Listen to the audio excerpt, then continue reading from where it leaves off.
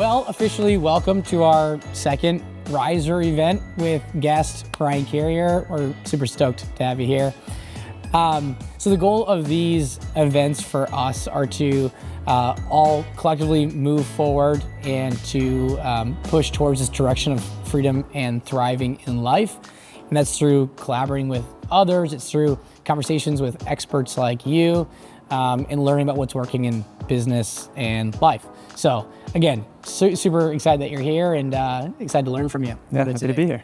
So for those of you who don't know who Ryan is, Ryan's a senior tax advisor with the real estate CPAs. Is that right? Yep. Full title? CPA, the real estate CPA. Hall CPA. Yep. That's right. Okay. Yep. And you're also co-host, podcast, your own podcast. Yep. So Tax Smart REI stands for Real Estate Investors. So co-host that with Thomas Castelli at our. Very cool. How long have you guys been doing the podcast for? So the podcast, I think we're on episode 300 something. Holy smokes. They've been doing it for about 6 years every week. Okay. So it's maybe it's 5. Don't quote me on 6, but it's been going on for a while. Yeah. Okay. And when did you jump into being co-host? Yeah, I jumped in the end of November. Okay. So it's been 3 to 4 months, something like that. All right. Well, we're newbies here. This is episode 2 for us. Yes. You will teach us your ways along the way. But okay, before we dive in, we have a would you rather. I'm gonna let Chris kind of take this over. We have a would you rather to get things kick-started here. Yeah. Yeah. It reveals a lot about you. It does tell us a lot about you. So the would you rather is, would you? Today. This is just for today. We have a new one you. every week or every time. Would you rather bounce off every surface you touch or never be able to jump again? Never be able to jump again. Wow. I feel like the bouncing part would just be kind of ridiculous. We were talking this out loud earlier because we're going through some questions. I'm like, if you were in a serious situation and you're bouncing off of everything that's around you, it might be a really bad idea. It might not go well at all. It'd be a bummer not to jump though. Oh, especially the CPA though. It's like, am I like bouncing off my chair? I'm trying to sit down, or do I have to stand all day? You're bouncing off and stuff. Exactly. Yeah. I have a theory though as well. This is a total side note. I have a theory that if you're ever angry, it's impossible to not be happy if you're skipping. That's my theory. If you're upset and you start skipping, there's no chance you're still angry. It's kind of like dancing too. Like you can't be upset. You can't. Dancing. It's not possible. I challenge anybody. So maybe that's the whole bouncing idea too. Yeah. If you can't jump, I guess. If you can't jump, you'll never be happy. So that too. That's the equation. I don't know if it goes that way. All right. Yeah. All right. So tell us a little bit about yourself.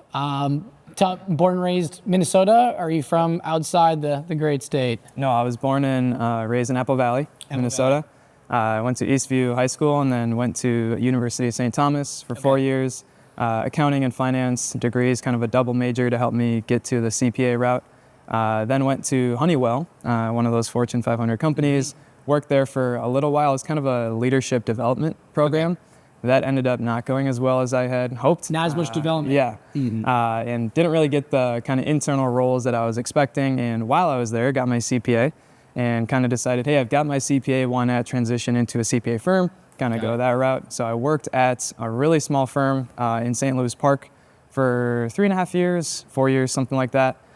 Good experience. I did a little bit of audit initially. Got it. They kind of expose you to a lot with a small firm. Then kind of while I was there, learned, hey, I just want to do real estate tax. So then transitioned into more tax preparation, tax compliance, and then even more specifically into real estate.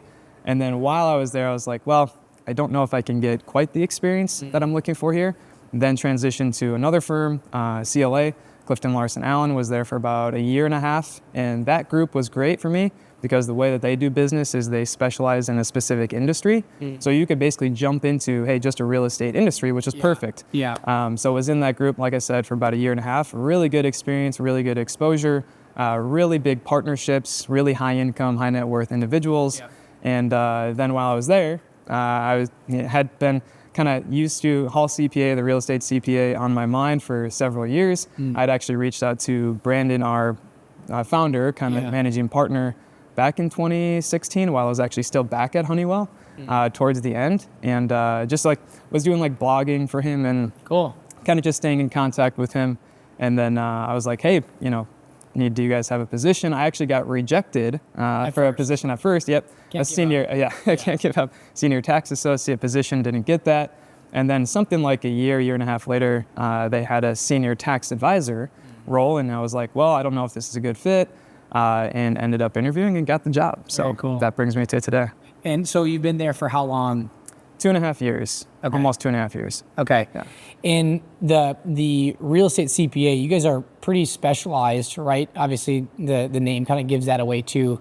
There's not too many people who are just like solely focused on real estate tax, right? It's more common. I think you see common brushstrokes for tax advisors who also kind of do real estate stuff. That's my like outside perspective. Is that fair to say? Like, is there a lot of CPAs who kind of know a little bit about real estate as well? Yeah. So the way that I see it and look at it is you've got people who are going to specialize for CPAs in a specific industry or niche, right?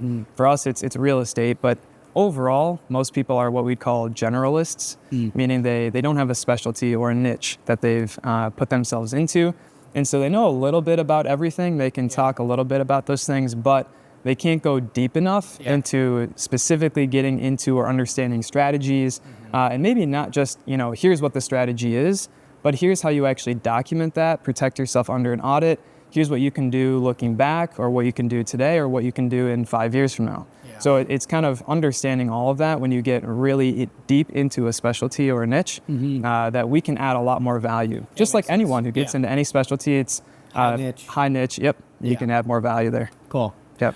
Okay, so Apple Valley, let's start there. You're born and raised, so you've always been in Minnesota though too, right? So you never left outside, lived anywhere else. Nope. Family still here? Family's still here. My parents do the whole kind of snowbirding thing down to Florida for 6 months of the year. Smart. We all want to do that. I know I'm not old enough to snowbird yet, but I feel tempted every single year, but this winter's been great. Because our firm is 100% virtual remote, me and my wife the last 2 years have gotten a few weeks down in Florida. Nice. Down there with our now 1.5-year-old, and your daughter is like a month apart, or we're like really weeks close. apart or something. Yeah, so was she 20 months? She's like 20 months old? Yeah. She's an August 1st baby, 22. August 8th. Oh, really 7 close. days, Easy. I think we were talking about that about a year and a half ago. But so they do that, but everyone else is in Minnesota. My wife's family is all in Minnesota, Lake of the Woods, all the way up there. So fishing a lot in the summer and so forth. But just Minnesota all the time. That's good excuses to visit in-laws, right? You're like, I got Lake of the Woods in the summertime. I've got Florida in the wintertime. Yeah. You guys are dialed in. Cool. And your wife's from Minnesota as well? Yeah, Lake of the Woods. She's from Lake of the Woods. Yep, Okay, she's from there. Yep, her parents basically have the same house that she grew up in 20-something years ago, 30-something years ago. Nice. So, yeah. And you guys met in college? So we met post-college. We were actually at Surly, the brewing company. And We're all great relationships with you. right. Makes sense. There was a Surly Fest going on, and my good buddy, he was visiting a gal that he was dating at the time. He's like, do you want to come with me? Big kind of festival concert. Yeah. We ended up running into one of our mutual friends there, Sarah, and my wife was basically taking along with her. We didn't obviously know my wife at the time. And then we had a date the next morning. Wow. Believe it or not. You did so well at Surly. Roll the next one. Exactly. Breakfast. She lived in Fargo at the time. Okay. So it was like, hey, you're not going to be able to see her for a while? Window of time. It was in the summer. So she's like, I got more weddings and bachelorette parties and stuff. Yeah. So we made it work. Very cool. We forced it. I like it. Okay, so I want to dive into some of the real estate tax stuff. I think a lot of people watching, a lot of our team, big into the investment world, and there's so much to unpack, like in that space, just as a whole. So, can you talk us through, before we dive into too many like the real deep nuggets of what's going on in the tax world and stuff, especially with recent news. Why real estate tax for you? How do I know you talked to us progression of Honeywell, leadership development, some of those, but why real estate as a niche for you? Did it just kind of happen as a byproduct of your own decisions, or what sparked it? Yeah, it's a great question because it actually came from my own desire to do real estate investing. Okay. So that's kind of what sparked that. It's like, hey, I want to do real estate investing, and this was. Back in 2016, I started getting introduced to Bigger Pockets from a good friend of mine. He's like, hey, you should listen to these podcasts. So I got interested in it, just, ate up every podcast I could from them. And I was like, cool, I want to invest in real estate as an asset class, and it made sense. So part of it was a little bit of, I want to get into this. And then from that Bigger Pockets podcast, is actually how I got connected to Brandon, our now managing partner or founder. I heard him on there as a guest, and I was like, oh, sweet. This is like a perfect alignment with like tax CPA world, plus my real estate investing interest, passion, desire, whatever you want to call that. And I was like, this is a perfect cross section. So it actually came from my own real estate investing. Got it. And so this is 2016, right? Somewhere in there. Did you start with buying real estate before you were a tax strategist on the, okay, so you bought your first property, interest was beginning, you thought asset class is a great spot to invest into, and then as time went on, it progressed and like, that's a perfect carryover. Exactly. Okay. Yep. Can you talk us through some of your first real estate investment decisions? Yeah. So I think this isn't like, oh my gosh, I'm so great, I made a great decision, but I think a lot of people should start in real estate this way. So we simply did a house hack. Yeah. We bought a single family home. I actually bought it 50-50 with another buddy of mine. Okay. So we split the down payment, all the whatever. We both lived in the basement, which is effectively like, it was almost like a 2-bedroom. It was more like an L shape. So like my bed was over here, his bed's over here. Is perfect. And there was a bathroom down there. Yeah, it kind of was like that. And then we had the 3 bedrooms upstairs, and we rented those out. Just actually 2 of them for a long time were just friends, kind of long-term rental, 12-month lease sort of thing. And then for, I can't remember how long now, one of the master unit actually, master bedroom, we did Airbnb short-term rental for like a year and a half. Wow. So that was interesting, especially when it's like, hey, you just got a room. Yeah. Like that doesn't really fly so much, I feel like these Can you still do that on Airbnb, like rent out the room I think you can. itself? I think it's just Reviews are not good. Yeah. Yeah. Uh-huh. That makes sense. Yeah, it's just a little bit like, you got to know what you're getting into, I think. And it was good because we're close to the U of M. It was in Northeast Minneapolis. So a lot of people that stayed with us were college students or something related to the U of M. Yeah. So it was fine. Like they're just like, I just need a cheap place to stay. It's way better than me getting a home or a hotel or something like that. So it worked out. But we were kind of doing both, long-term 12-month and the short-term stuff there. But yeah. And that was single family. So you're still sharing kitchen, bathroom. Wow, that's really personal. Yeah, there was a couple, specifically one person who, just a funny story, came down. He was from another country, but he came down and he was like in his boxers, basically. And I was like, man, like, no, like we can't really do this. Yeah, I know you can review me. Can I review you currently? Because I would not like you to do this again. But we had like some interesting stories like that. Thankfully, like nothing bad happened. There wasn't like any sort of bad guests or anything like that. But that was good. Yeah. But bringing it back to your question, the house hacking of like you buy something that you're gonna live there for some amount of time. You might not live there for the whole time that it's rented, but you buy it. You've got this lower down payment, 3.5%, 5%, whatever you're gonna do. But then you've got some rental income to help offset some of that mortgage payment, reducing your cost of living. So that was perfect for us. Just to kind of start back in 2017 is when we bought that. Sweet. The funny thing, okay, so this is a good point because I think the real estate investment world, you listen to Bigger Pockets, anyone who's listened to any real estate investment podcast, it sounds, number one, so easy to do. Yep. Number two, and I think people have gotten better about talking about like the good, bad, and ugly side of real estate investing. But like some of those like little quirky things that can come along with real estate investing, like a dude walk down in his boxers. You know what I mean? Like that's the stuff that doesn't air on Bigger Pockets or some of these other platforms. But it's kind of part of the equation, and you can't even. That's a non-math related situation. It just kind of happens, and it can be really quirky, especially if you're a creative investor who's willing to go outside the box of just like standard investment or very mailbox money related investment decisions. It's just, that's kind of part of that world, which is, as you know, and as a lot of us know, like real estate investing is not like buying a stock. It's so much more tangible. You're not like just buying it, contributing towards this company or a shareholder in it. It's like you're buying an asset, and that asset's being used by real people. And that's such a different part of the equation that data sometimes just cannot take into account, no matter how much you think you've kind of prepped for it. Yeah. I think for people who are especially young, whether you're just coming out of college or maybe you're in college and somehow you've maybe throughout college or before you went to college, you've saved up money for a down payment. Yeah. Just like to having that, you're single or whatever, and you've got that space where you don't have a family and or kids to need the extra space for. If you can afford that and do that, it's a great way to at least get started into that. And just like any sort of investment, the sooner you can get involved in doing that, just time value of money and the kind of exponential growth of anything. Totally. The sooner you get in, the better. So I think it's a great option for a lot of people, especially early on, and if you're younger, for sure. Post-college, graduate, you got a year under your belt maybe or something like that. Move in, get somebody to live with you. Yep. It's an awesome strategy. So do you still hold that property? Yeah. You still have it. And how is that performed? Not as well as we had hoped. Okay. So funny story. Recently, we had someone, I think it was actually in the spring, who I got a call from my property manager. You guys, I think, would know who this is, but they basically said, hey, the police kicked in your door and the tenant's not there anymore. Oh my gosh. And we were like, okay, what's going on? Apparently this guy was like a felon or something, and the person who signed the lease was not the person living there. Nice. So yeah, kind of like some sort of criminal of some sort. The police kicked in the door. The door was like beautiful, and like it was like a $2,000 door kind of thing. And we're like, are they going to reimburse us? And they're like, no, this is public safety. Like they're not going to touch anything for us. So I was like, okay, now we've got this another kind of vacancy that we're dealing with, and basically he wasn't paying a bunch of utilities, so now we got all these utilities. So again, it comes back to like stories of things, just single family homes and goofy things happen that, again, not part of something you can put on a spreadsheet unless you're going to try to bake that in somehow.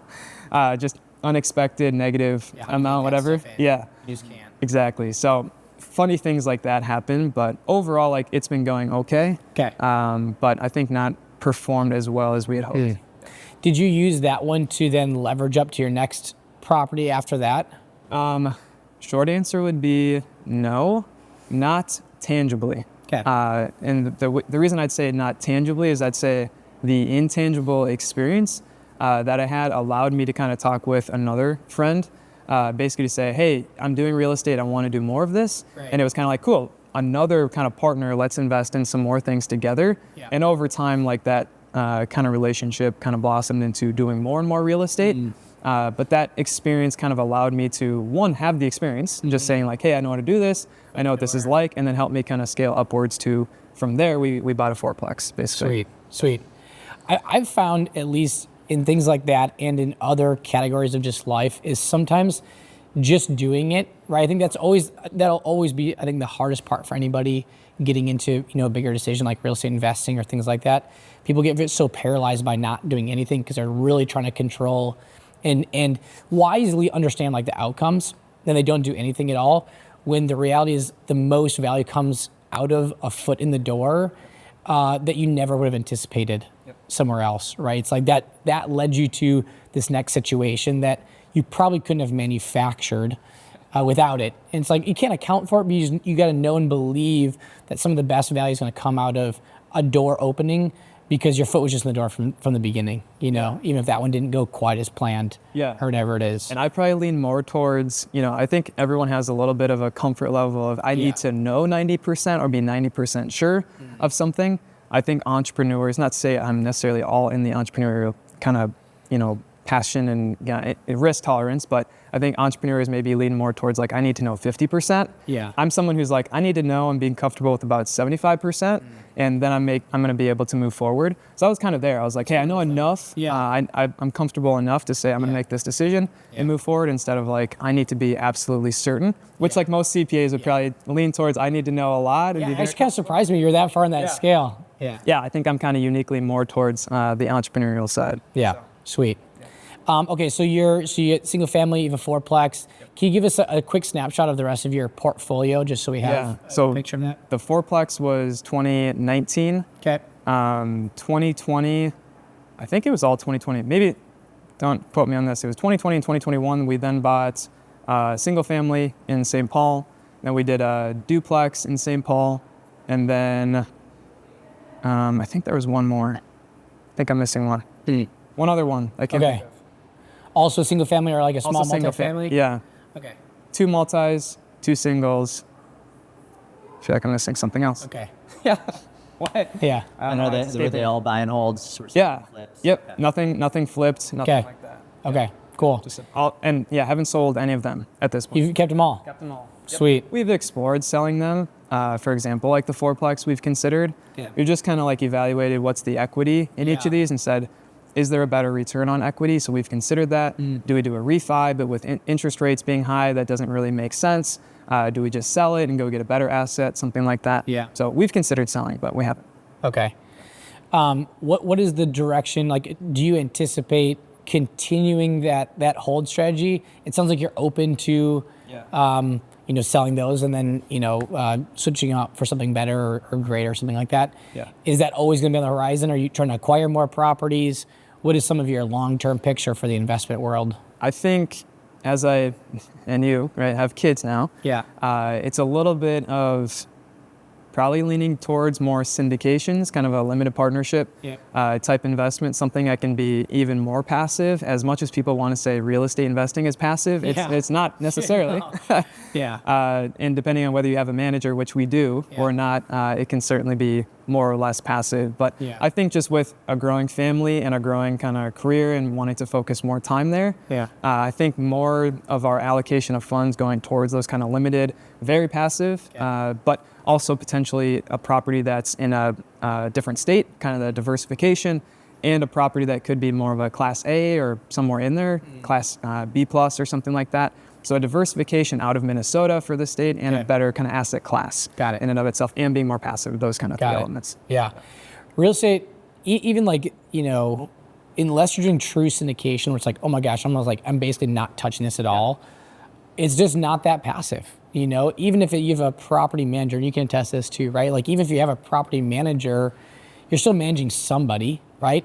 And you're still gonna be responsible for when things get crazy, right? Or all of a sudden, utility bills aren't being paid, and that's affecting, your situation now. Like, you're always kind of finger on the pulse, way different than, again, buying into stock, buying into some of the other retirement vehicles or other investment vehicles and things like that. Real estate investing, even though there's elements of it that are very passive, I think that's one thing that, people just don't really account for until they do. It's just like, there's a lot of, active work that it takes to be in a property owner, but it's also very powerful. Yeah. On top of it. Yep. What have you learned in that? So from starting in 2016 to today, as a personal investor, I'm curious what you've learned about owning those properties. Any major takeaways for you that you would pass on to either somebody else who's thinking about getting into it, or what you would tell yourself to do differently? Yeah, I would tell people, do the house hacking, honestly. And again, depending on your situation, that's not a good fit for everyone. Yeah. I'd say if you do have a family, maybe consider something that is more like a duplex or a triplex, where you've got your own space, right? You got your own unit sort of thing. And as long as your family is comfortable with that. So that'd be number one, just house hacking that. I think that was really a good decision early on, being young. Number two is kind of keep in mind that it's not necessarily going to be 100% passive like maybe you think. It's this is easy. I feel like that's what was kind of being advertised, promoted at the time, was this is passive. Yes, kind of. Whereas the money's coming in every month, maybe, depending on if you have vacancies or people aren't paying, right? You've got nuances. Door gets kicked in. There goes your monthly cash flow. So you need to be, I think, kind of comfortable with, are you willing to be kind of involved? And if not, if you want to be completely, like you said, back to the syndication, the limited partnership, limited partner investment, that needs to be your route. But I think the exposure to real estate early on is really good. I do like the diversification. I like all the elements that go into the investment, appreciation, debt pay down, all the things, right? We could talk about that. But at the end of the day, I think it's a good asset class to be into.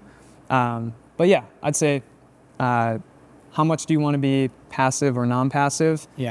Doing the house hacking, and the diversification of, is this an asset class I want to be in? And for me, it was, absolutely. Yeah, cool. Okay, so let's dive in a little bit deeper now. So, talk to us about the real estate investment leverage that comes from it. You already started mentioning some of those levers that get pulled on of why real estate investing is powerful. Can you talk us through kind of those four main categories and how somebody could think through that lens by making good real estate decisions on top of it? Yeah. So number one, appreciation. Number two, and I'll kind of dive into these maybe just in my head, and you guys can feel free to jump in or whatever. Number two would be debt pay down. Number three could be inflation. Number four could be it could be 5, depending on how you look Yeah. at it. Number 4 could be cash flow, Yep. and number 5 could be tax benefits. I'm gonna say, and that's what I can talk a lot about if we want to. Yeah. But appreciation, obviously, that is gonna depend on the market. Every appreciation market is different. Even in the same state, you could have different regions, different appreciation.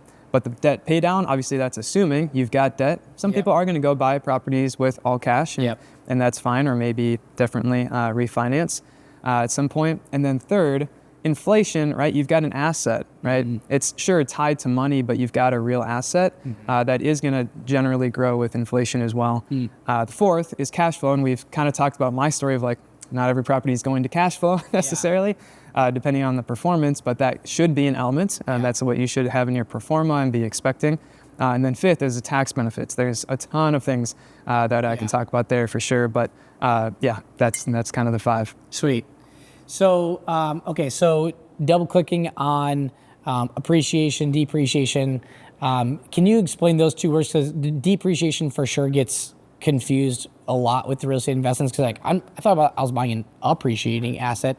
Talk us through depreciation. Yeah, so depreciation is something that the IRS has basically said, and our lawmakers have basically said, you are buying a piece of physical, tangible property. Over time, that thing's going to wear down. It's going to have wear and tear. It's going to get old. You've got to replace things. And so they've basically said from, say, your cost or your purchase price, they're going to say, you are really having a deteriorating asset, and therefore your cost, your purchase, is effectively going down in value, right? So that's kind of what they're thinking. This is something that's kind of crumbling over time, effectively, just like anything. So they've basically given us that, and they basically said, because of that, you can get a deduction, aka depreciation, to lower your taxable income, profit, loss from this property. So I think that's maybe the shortest way to say it. There's so much more to say on that, but if you want me to expand that. Well, because we're starting to get in the territory of like cost segregation stuff, which is a whole nother beast. But I think it is also worthwhile talking, because I think that's a place that you can really speak into. But before we dive into that, so the Minnesota real estate CPA, you guys have 3 different categories of like how you help clients, right? So let's start there so we can understand specifically what you do and why we're going to dive into it.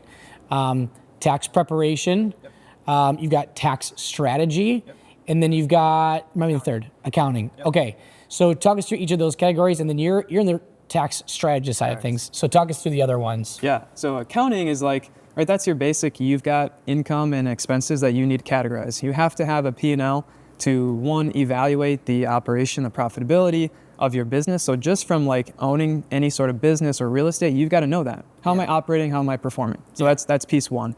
Having that on a timely basis and being accurate, the more accurate and timely, the better decisions, and the more timely, quickly you can pivot and make those decisions. So that's really important, and we as a firm do that. Number 2 is tax preparation. That's the annual tax returns that got to get done.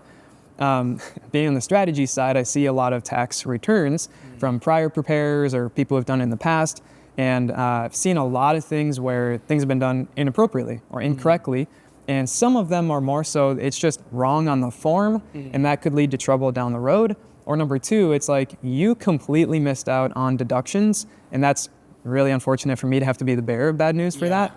But so that's part of what we do, right? We're kind of specialists in this, and so we can get that done correctly on the front end rather than you coming to us, which a lot of times happens. Like I said, people come to us after the fact and like, hey, is this right? Yeah. No, it's not. And Can you go back and repair some of that kind of stuff, or is it dead in the water at that point in time? Like you missed it, we can't go back.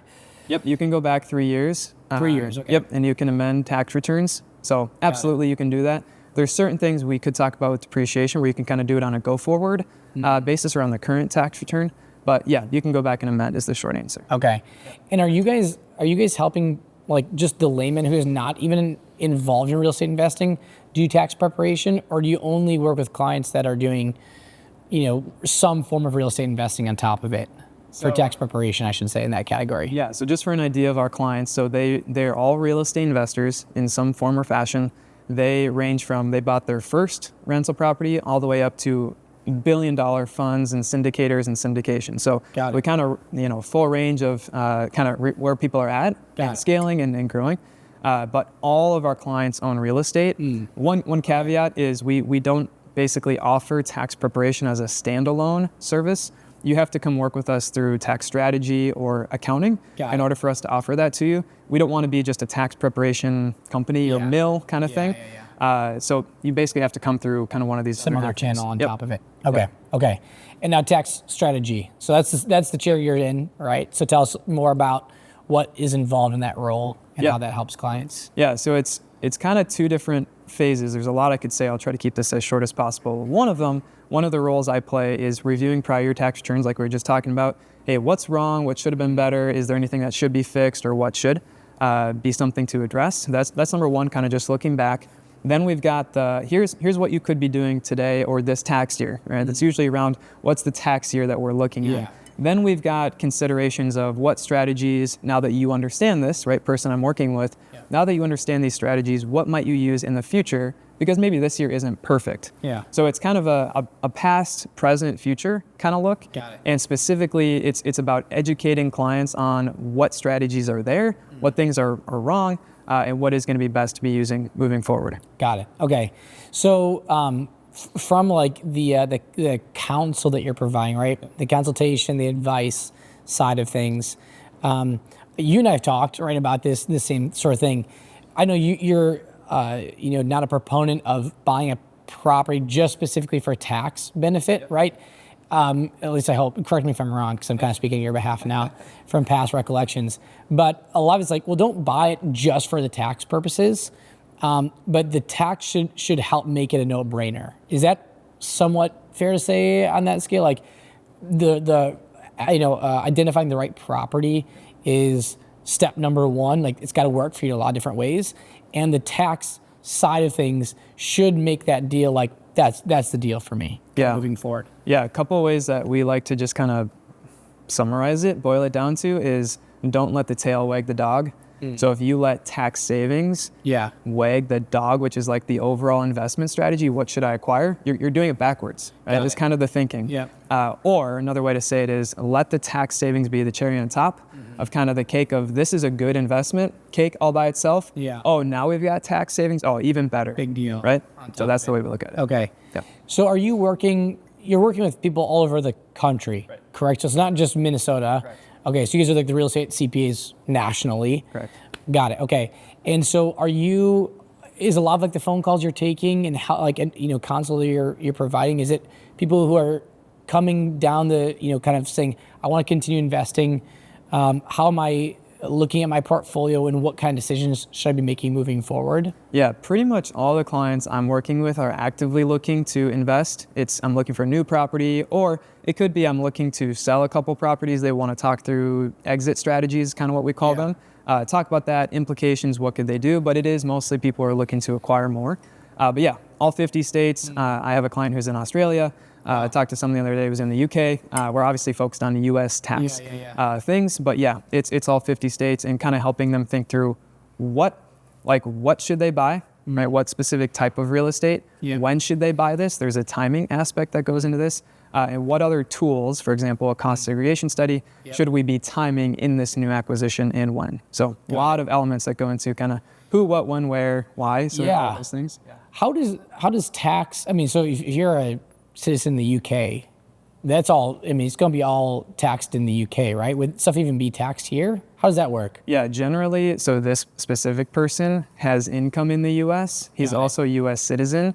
So he is taxed at the US kind of by the IRS too for his income. Got it. Okay, but he lives in the UK, he does all these things in the UK. And how about for people who are US citizens wanting to buy in other countries? That's fine. There are nuances when you buy foreign assets. Got it. For example, you can't do a 1031 exchange from a U.S. asset to a foreign property and vice versa. You can do foreign to foreign and U.S. to U.S. and so forth. And there's also differences in depreciation that happen. But that's just a couple things. Okay. I have always thought about like how that exchange would work. Or whatever. Eric loves Mexico. I do love Mexico. I think eventually I'll end up there. That's the goal. Yeah. Honestly, just anywhere. I just love it down there. Somewhere warmer. It's my spirit animal. So you're doing tax strategy all the time, right? Working with clients. You've built an amazing LinkedIn following, by the way. 9,000. I checked it this morning. 9,000 LinkedIn followers. So if you mine's 923. Just to put in perspective, I'm at 900 something. It's not 9,000. But if you don't follow Ryan, you should on LinkedIn. And you do a really great job of posting kind of like new hot topics in tax. So I'm curious. I think a lot of people, who are watching this are curious. What are some of those kind of hot topics, either that you're touching on a lot or that are just new or changes or things like that in your conversation? To answer kind of backwards, the big change is the potential for 100% bonus depreciation. So kind of how it's currently in the law under the Tax Cuts and Jobs Act, assets placed in service between 2018 to 2022 get 100% bonus depreciation of anything that falls into that 5 and 15 or 7 year property. That's what a cost seg is going to help you get, is now these two different asset classes. But the way that it's currently written, properties placed in service in 2023, now we only get 80% that can be accelerated. So it's like this phase down of 20% every year starting with 2023. So if anyone's listening now, they've got a new asset they're placing in service in 2024, now we're at 60%. And kind of big news, it isn't really news yet. It's more so that it's been a bill that's went through the House at this point, and it says that there's 100% getting extended to 2025. So that's a really big deal for real estate investors. It's with the Senate. We're kind of keeping our pulse on what's going on. We have a specific coworker who's really kind of involved in looking at that and writing things about that. But it's currently there. Will we actually see something? Who knows? But then it's got to go to the president. So obviously we've got these three different tiers of our government. Passed the one, but who knows if it'll actually pass? We're all kind of fingers crossed. And all these cost segregation study firms are also like fingers crossed, because they're like, please, it's going to be really valuable for their kind of return on investment for people paying their fees. But that's the biggest thing right now. Because those people, if that goes through, then the people that did buy in 2023 at 80%, can they retroactively make that 100? So yes. So the practicalities right now, everyone's looking at preparing their 2023 tax return. Right. Practically speaking, we are having a lot of clients say, hold off on filing your 2023, extend, because this could pass. And so if they say file their tax return and then it passes, say, in the summer, well, in order to get that probably correctly, they need to go back and amend those tax returns. Okay, now we're spending probably another few $100 to get that amended. Why not just wait if we can? Sure. So that's what we're telling people, hey, think about extending and waiting for this to pass. Whether it does or not, then you know. But that's kind of the big thing right now, even just practically extending. So in the current trajectory, is bonus depreciation like going away? Yes. It's going down to 0% by 2027. Okay. So that's really big. Big.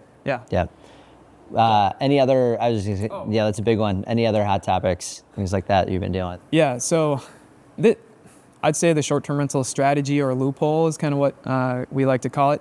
That has specifically been big the last couple of years with kind of COVID and this really big boom of Airbnb and a lot of people getting into this.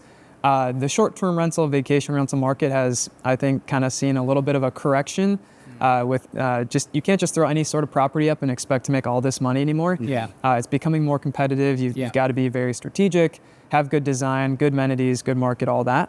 But because of that, I work with a lot of our clients that are in the short-term rental space, and they're saying, hey, I've got this property, this is what I'm doing, can I use this? And so I kind of walk them through the various steps. I can dive into that if you guys want me to, but just kind of walking them through the steps. Here's how you need to document this for your tax return, and then here's what it's going to look like on your tax return. And then we include the cost segregation study to kind of add on to the losses in order to make this new investment very, very much of a significant loss to offset things like their W-2 or their business profits and stuff. Can you dive into that a little bit? So they're very connected. Exactly, they are. Oftentimes it's kind of a combo of doing the two. So the short-term rental strategy, loophole, whatever you want to call it, has two steps. So first step, very simple, you have an average stay at your property of 7 days or less. So 7.000000 or less. A lot of people are like, what about 701 or 7.2? Or Can't do it. No, you can't do it. It's over 7. Got it. So less than a week, basically, and which is common for all these vacation rentals, Airbnbs. So that's the first step. The second step is material participation in the short-term rental.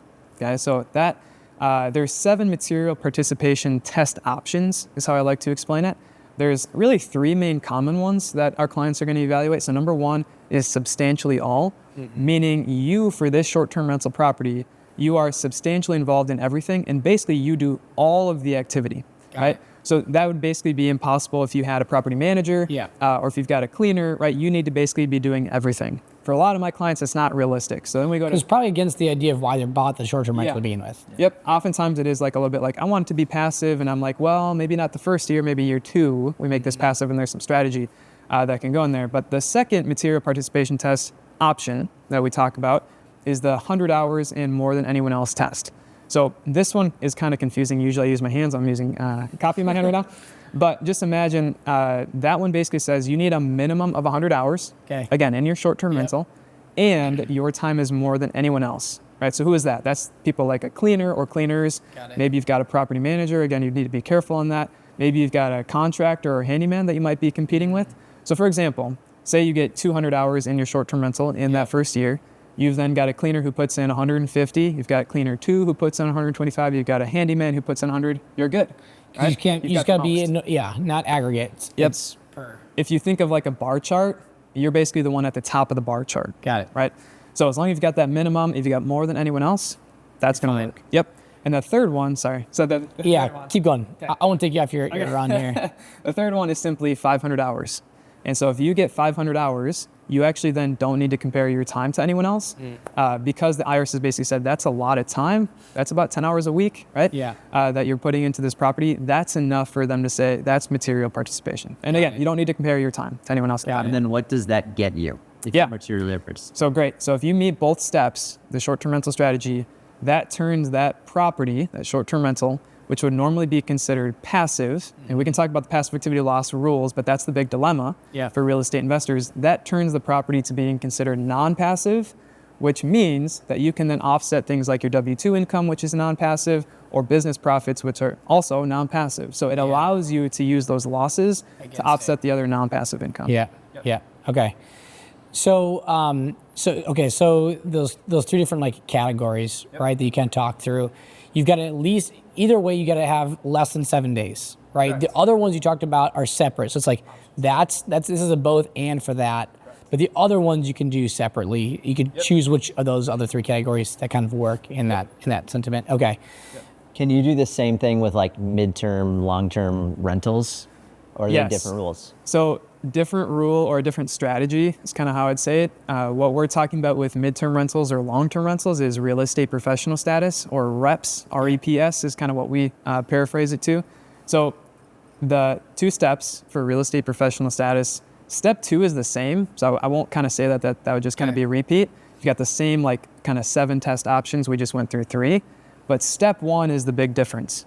So step 1, and just for context, when they put this in place in the 90s, they meant for this to be very difficult for people to get. So just context, this is a heavily audited area, so is the short-term rental strategy, but real estate professional status definitely is a highly audited area. But there's actually 2 different elements to the first step of real estate professional status. Number 1, so you have 750 hours in a real property trade or business. Okay, you guys being full-time real estate agents, you guys meet that.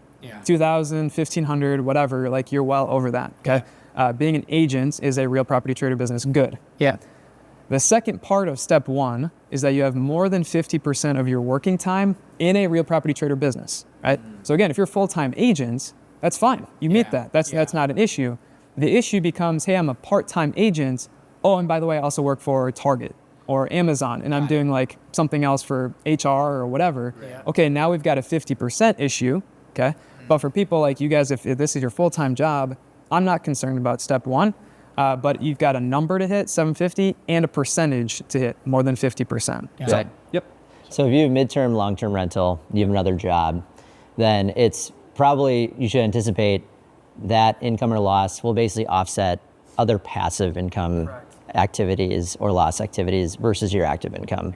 So some of the decisions could be, if I have another job, it might be easier, better for me from a tax perspective to move it to a short-term rental, because I can then more. So those are kind of the decisions, I guess, that you are talking to clients about. Yep. Because oftentimes the question is, what is most tax efficient for me to buy next? I understand their situation. Okay. You don't meet real estate professional status, which again, it's a difficult test. They made that intentional. Okay, then the next best decision for you is the short-term rental strategy. And the unique thing that I always like to talk about in the differences between those 2 strategies is that real estate professional status, kind of the minimum number of hours you need to put into real estate is what, 750? Right? for a lot of people, like my wife is stay at home with our kids, like that is not going to work. She doesn't want to do that. Yeah. She could do that, but I'm saying, hey, sweetie, you need to go get 15 hours a week in real estate. Sounds terrible, right? Lots of open houses. Exactly. Yeah. And so it's just, it's a little bit of a lifestyle. Like, is this realistic? So then we move to the short-term rental strategy. There's no 750-hour test in the short-term rental strategy. It's purely that material participation. So what I talk about a lot with my clients is this really big drop-off in time required in the short-term rental strategy. And so what I look at it as, when we think about the short-term rental strategy, is you need a minimum of 100 hours compared to a minimum of 750, right? So that's a big gap. And so that's why a lot of people are like, oh, this actually makes a lot of sense. Space. Yeah, it's difficult. But so is like all real estate, maybe in general, depending on where you are and kind of what you're investing in, for sure. And so the whole goal is to offset other income, right? So and that other income is either W-2 or it's business income. So for a full-time investor, I think this is we talk about this a lot on the team and stuff, because we have a lot of full-time agents and some part-time agents that are doing other things as well. But they may or may not have W-2 income to offset, right? Because they might be all in on the investment side of things or in the real estate world inside of it. So, but then as long as they hit that other participation amount, even if they're just a business owner, they can offset the business income, right? Not just W-2. Because they might not have a W-2 situation, correct? Yeah, so if you're saying they just have business, Just like business profits, income. basically, then you would still want to use real estate professional status or the short-term rental strategy. But I have clients who have told me, hey, I'm basically quitting my job and they don't have another business. And basically they're like, full-time real estate investor. I'm basically telling them, then you don't need a real estate professional status or the short-term rental strategy, because the point is to move the loss to non-passive. If you don't have any, what's the point? Right? Why not just keep everything passive? And for me, that is the most scalable. That is the longest term investing that I see it as. Me as a current, this is why I look at it. Two wheels. I'm going to put this down. Two different wheels. Non-passive W-2 business profits, and you've got passive, kind of just call it real estate for simplicity. Over time, like as we're young and as we're working, we're making a lot of money here. And over time, I try to tell people, siphon off as much as you can into your passive side. Because then as you stop working, this is going to slow down or shrink. And now we've got this big wheel of kind of passive income and loss going off over here. I will tell you, I've seen several tax returns where that's exactly what they're doing, and they pay zero tax. And they get distributions of hundreds of thousands of dollars and pay zero tax. So that's the goal. Siphon off as much as you can here. And when you're young, when you're W-2 business profit, sure, try to use real estate professional status or the short-term rental strategy. But once you're done, try to just have everything be passive. You don't need that stuff because you don't have non-passive income. So that's kind of what I'm looking at as. I want to have so much over here that it basically just self-sustains and I'm not paying any tax over here. So what are those other common passive income avenues that as you go from what falls into active, that? What falls into that category? Primarily rental real estate. Like that's the one that we're talking about. That's the easiest. You could also invest into, say, a business passively. So if you basically just make a check written out to that investment, that's passive, right? If you're not materially involved, material participation, we kind of went through that, then that's fine. That could be something like you invest money into an ATM syndication. Maybe it's oil and gas. Maybe it's some other friend that's like, hey, I'm looking for capital. Do you want to invest in this business? Great. I'm going to go invest and then be hands off. That's passive too. Do stocks count as passive? Stocks are non-passive. So that's actually considered portfolio income. So that would be even including things like interest from your savings account, dividends and capital gains. So all of that would actually be non-passive. On the active side. Active or non-passive, And just to kind of wrap that up, that would also include retirement distributions would also be non-passive. So if you're in a phase where you're making withdrawals from your 401k or IRA, that's also going to be non-passive. So you could be getting to a point in retirement where, I've got a lot of my income coming from these 401k withdrawals or IRA. You still then got non-passive income coming to you, even though you're not working full-time W-2 business. Cool. For people who fall into the category, I think there's kind of, trajectory-wise, we go from being, low income, but, potential high earners, all the way into high earners, right? That's the scale of life hopefully as things go on and progress. What would you recommend for someone who's starting, who doesn't have I don't have a bunch of income to offset? what are some incentives for them to begin that machine, or what should they be thinking through earlier on versus like, because the problem you're really solving is like, oh my gosh, I'm making a ton of income, and I want to offset that, and so now I'm going to do this whole thing. What about the other side of that equation, the earlier on people? Yeah, I would still say, one, you have to be convinced that real estate investing is a good asset class to be in the first place. So if you're not there, okay, then hold off. But that's number one, that this is overall just a good investment. But number two, you could get to a point where you are that high income earner, say 5 years from now, whatever it is, and it's like, hey, I'm actually going to change jobs and say become a realtor or something like that, and I'm going to materially participate in my rental properties. Yeah. Okay, well, you've got all these assets that you've been acquiring, maybe just one per year. You haven't done cost segregation studies on any of them. Now let's go back, tap into all those losses, take it in the year that you've got all this income, and boom, now we've got all this loss. So it's a little bit of an accumulation of assets to then basically start making this bank of losses that you could in the future take, and now you can access that when you need to. Yeah, that's cool. Are you still under that 3-year window? No. Okay, I can go back further. Yep, because what you're doing there and what I'm talking about is using Form 3115. So for example, let's say, and this is very common, I have clients who bought property in 2020, 2021, 2022, and coming up here in 2024, they're going to meet real estate professional status for the first time.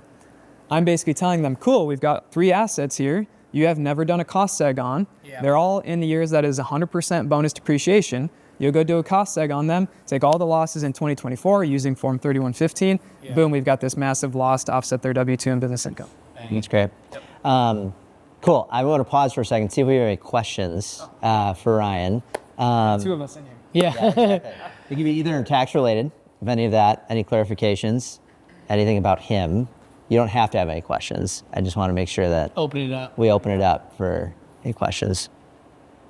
That's fine. Otherwise, we'll keep going. We'll let you noodle. We'll let you take a little noodle. We'll keep rolling, and you guys noodle. Yeah, sounds good. In the meantime, Okay. From there. Yeah. So there's a lot of powerful things, obviously, in within the real estate investment world. I know you specialize in helping people navigate through these really hard, questions of what to do and how do we evaluate, because it's not a one size fits all, right? It's not the same blanket sentiment for everybody. It's very situational. It's dependent on their income. It's dependent on what they've bought and sold. It's dependent on the assets that they own and things like that too. So what has been the most powerful thing you because you work with people from all over the country, all different types of investments, is there anything that stands out to you as like, wow, that's one of the most powerful things I've seen?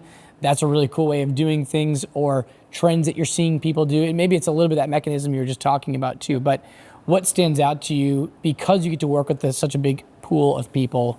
What stands out to you? Yeah, one of the coolest things I've seen kind of goes back to the kind of the 2 hands thing I was doing with the passive, non-passive. But what they're doing is basically they're working their high income W-2 job. They're not stopping that because they're making good money for their time. So they're doing that, but then they've got real estate over here. And maybe they're like, hey, we can't meet the short-term rental strategy or real estate professional status. What else can we do?